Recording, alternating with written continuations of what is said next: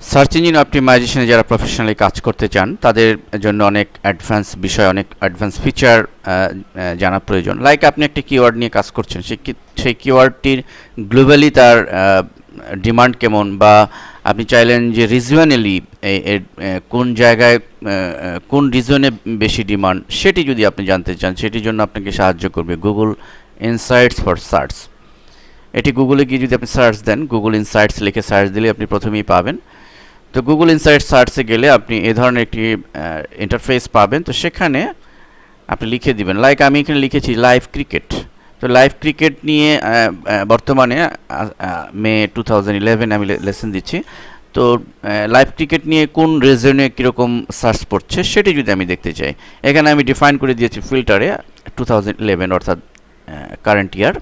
এখন আমি সার্চ দেওয়ার পরে লক্ষ্য করুন যে এখানে আমরা রিজন ইন্টারেস্ট ইন্ডিয়ায় সবচেয়ে বেশি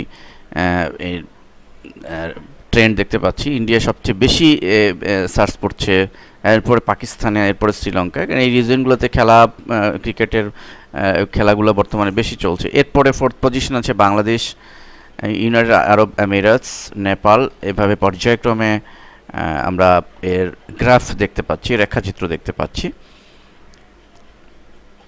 তাই নয়, আমরা নিচে এটির আরও কিছু অপশন দেখতে পাচ্ছি, যে টপ সার্চেস।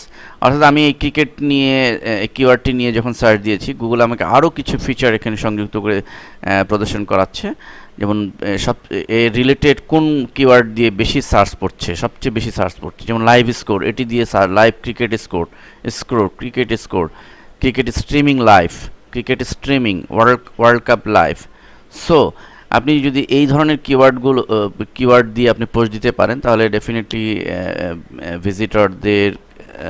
ভিজিটররা এগুলো নিয়েই যেহেতু বেশি সার্চ দিচ্ছে, আপনি আপনার কাঙ্ক্ষিত ভিজিটর পাবেন।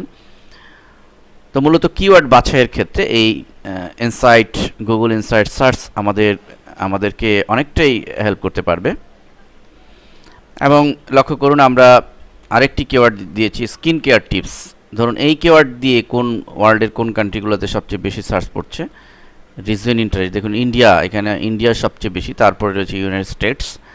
তো এভাবে আমরা কিন্তু বাছাই করতে পারছি, এবং টপ এর রিলেটেড পাশাপাশি কোন কিওয়ার্ডগুলো বেশি সার্চ পড়ছে, টপ সার্চ লিস্টে আমরা সেটি দেখতে পাচ্ছি, যে beauty tips, hair care tips, face cares, natural skin care. তো এই সমস্ত কিওয়ার্ডগুলো আমাদের কিওয়ার্ড বাছাইয়ের ক্ষেত্রে আমাদেরকে সিদ্ধান্ত নিতে সাহায্য করবে। এবং শুধু তাই নয়, লক্ষ্য করুন আমি গুগল হট ট্রেন্ডসে ঢুকেছি। হট ট্রেন্ডস সম্পর্কে আমি প্রিভিয়াস লেসনে আলোচনা করেছি। তো হট ট্রেন্ডস, আমরা জানি যে হট ট্রেন্ডসে সারা ওয়ার্ল্ডে সবচেয়ে হট যে বিষয়টি নিয়ে, সবচেয়ে বেশি যে বিষয়টি নিয়ে সার্চ পড়েছে, সেই বিষয়গুলো একটা গ্ল্যান্সে গুগল শো করে। তো আমরা দেখতে পাচ্ছি যে এখানে টম জোন্স, টনি ব্যানেল্ট, ড্রিমন।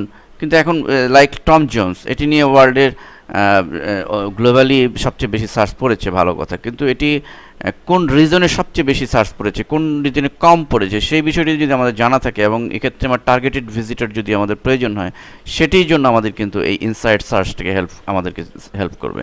লাইক আমরা এখানে একটু প্র্যাকটিক্যালি দেখি, যেমন টম জোন্স নিয়ে আমরা একটু দেখি যে কোন রিজনে বেশি সার্চ পড়ছে। টম জোন্স দিয়ে আমি সার্চ দিয়েছি, এবং নিচে যদি আমরা লক্ষ্য করি, রিজনাল ইন্টারেস্ট আয়ারল্যান্ড, সবচেয়ে বেশি ইন্টারেস্ট তাদের, এবং সবচেয়ে বেশি সার্চ পড়ছে আয়ারল্যান্ড থেকে।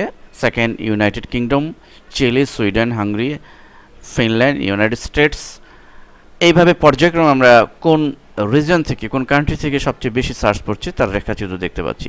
সো আমরা কিন্তু এখান থেকে ডিসিশন নিতে পারছি যে আয়ারল্যান্ডে সবচেয়ে বেশি সার্চ, ইউনাইটেড কিংডমে সবচেয়ে বেশি সার্চ পড়ছে। এখন আমাদের যদি টার্গেটেড ভিজিটর প্রয়োজন হয়, তাহলে এমন হতে পারে যে আমরা আয়ারল্যান্ডকে টার্গেট করে, ইউনাইটেড কিংডমকে টার্গেট করে আমরা কিন্তু এসইও করতে পারি, বা আমাদের সার্চ ইঞ্জিন অপটিমাইজেশনের জন্য আমরা পোস্ট দিতে পারি।